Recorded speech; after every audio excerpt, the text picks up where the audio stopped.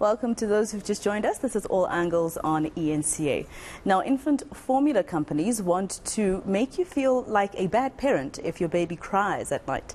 They apparently place emphasis on high-priced formulas that help you and your baby get a better night's sleep. That's according to the latest research published in the Lancet Medical Journal. But experts say babies are meant to cry, and you're not a bad parent if they do. Some scientists are calling for a new legal treaty to stop unscrupulous advertising. Let's discuss this further now with Chantell Witten from the Infant and Young Child Feeding Advocacy Project. Chantell, thank you very much for your time here on All Angles. I'm not a person who has children yet, but I can imagine, how they test you, especially as a new parent, if they tell you that you are not buying your child proper products if they don't sleep at night. Absolutely. When you have a new baby, it's a very distressful time for parents, particularly moms. And the advertising strategies are really to undermine mothers' confidence. And so they send all these messages that if your baby's crying, you need a formula. If your baby's burping, you need a formula. If your baby's cramping, you need a formula. And babies by nature are fussy. And so these advertising strategies are really changing the belief systems of parents and forcing parents to buy products that are not solutions. And in fact, those products are actually causing more harm than good, not only now when baby is young, but well into the future, because we know that babies who are formula fed are at a higher risk of being overweight, are at a higher risk of developing diabetes, at a higher risk of developing slower than babies that are breastfed. Now, in terms of, what can be done, I mean, there has been people, for instance, who've previously decided to sue some advertisers for promising one thing out of a product and then it doesn't happen. Can this be done against these particular owners of these particular products? I think that there's opportunity for this, because as the public grows in confidence of their own understanding of childcare, as they grow in their own confidence of information, access to information and credible information, science-based information, I think this does open the door for future lawsuits. In our country at the moment, we have a regulation called Regulations Relating to Infant and Young Child Feeding Products. And these regulations actually prohibit our formula companies from advertising formula. It doesn't go as far as claiming false advertising, but I think that there has been precedent set with other products that don't deliver on what they say they're going to give. And I think our parents are becoming a lot more enlightened and becoming a lot more sophisticated in what they are entitled to for what they're buying.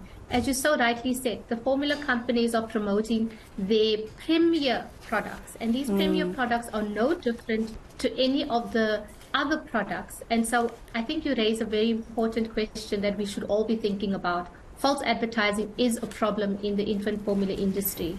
And, what words would you give to a parent, especially a new parent, somebody who probably gave birth about 2-3 weeks ago to a month? Their child is crying every night till the morning, and wherever they are, they probably are thinking, my child doesn't like me, or I'm a bad parent. Yes, I want to say to all the new parents, not only the mother, but the support structure around the mother, the fathers, the grandparents, the siblings around that mother and that baby. We need to create an enabling environment for mothers to choose breastfeeding, to be comfortable with their breastfeeding journeys, and to support them.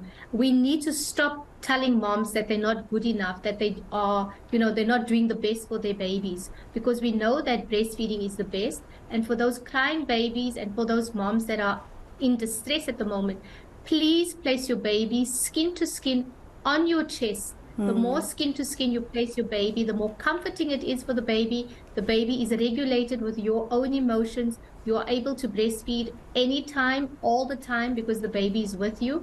And moms, this idea that babies have to be in their own beds, in their own nurseries, we need to move away from that.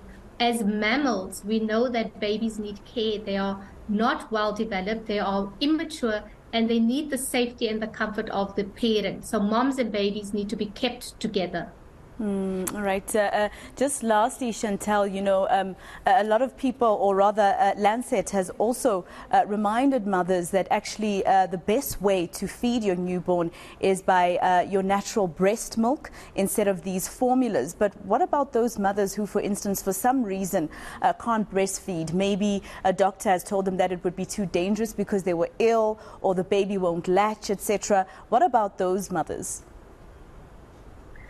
There is a place for formula. It's not that we are saying that there should be no formula. What we are saying is that there should be no undue pressure from the infant formula industry to force the majority of mothers to formula feed. In our country right now, breastfeeding is not the norm. Formula feeding is the norm. More children are being formula fed. For those individual mothers, they need clinical care. They need the support of a medical team around them. And there is a place for formula. This is not about telling moms how to feed their babies. This is about creating an environment where moms can choose without the undue pressure from the formula industry. And for moms who can't breastfeed, of course, alternatives are the best way to feed the baby in those circumstances. Yeah. But for the majority of the mothers, we need to be supporting breastfeeding as a country, as a society. All right, Chantell, thank you very much for your time. Dr. Chantell Witten from the Infant and Young Child Feeding Advocacy Project.